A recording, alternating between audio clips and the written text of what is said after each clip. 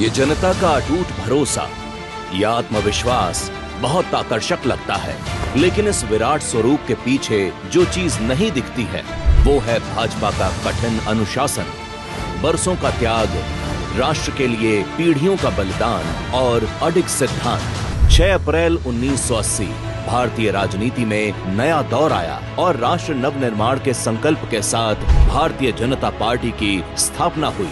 1984 के चुनावों में बीजेपी को मात्र 2 सीटें मिली।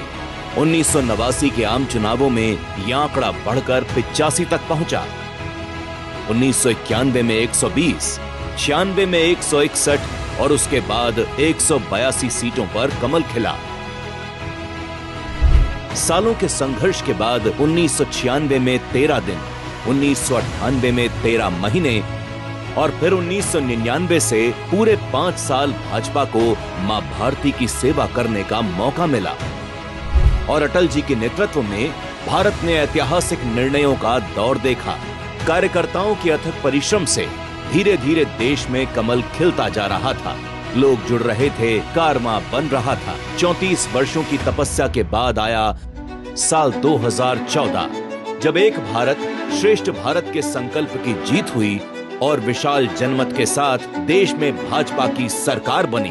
श्री नरेंद्र मोदी जी ने प्रधानमंत्री पद की शपथ ली और इस शपथ के साथ शुरू हुआ नवनिर्माण का नया युग। एक तरफ देश मोदी सरकार के कड़े और बड़े निर्णयों का दौर देख रहा था, तो वहीं दूसरी ओर भाजपा दुनिया की सबसे बड़ी राजनीतिक पार्टी बन चुकी थी।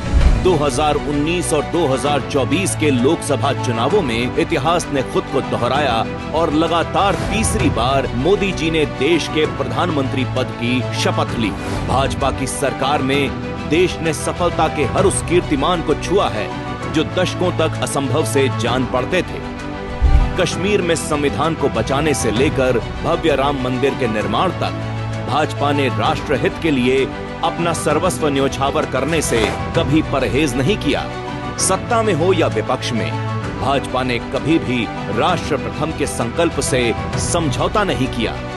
भाजपा की इस दृढ़ता और सेवा भाव के कारण न सिर्फ दुनिया में भारत की ताकत बढ़ रही है, बल्कि देश के करोड़ों वंचितों के जीवन में भी प्रगति का नया अध्याय जुड़ रहा है।